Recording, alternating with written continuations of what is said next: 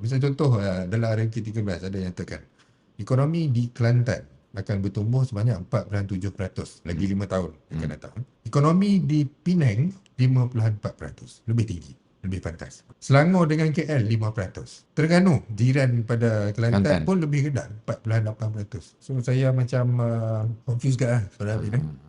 Kenapa, macam mana plan untuk 5 tahun akan datang ni boleh nyatakan sebegitu. Maksudnya macam seolah-olah macam menyatakan negeri miskin ni kau akan tumbuh dengan slow Ke ada lebih faktor, perlahan daripada ada faktor politik kot? Saya tak pasti lah. Tak pastilah.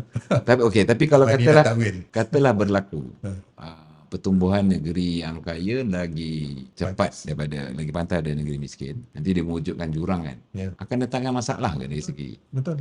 Salah satu isu utama contoh orang riot ke tengok kat Indonesia kan, even dekat di Perancis ataupun di negara Arab sekalipun kan, Arab Uprising tu kan, sebenarnya sebab jurang yang luas di Nepal kan, Nepal luas kan, sampai ada orang tibai Menteri Kewangan kan, Menteri Kewangan sampai TPM kena lari dalam sebelah.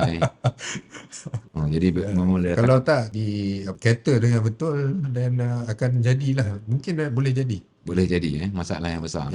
Jurang pun terlalu ni kan.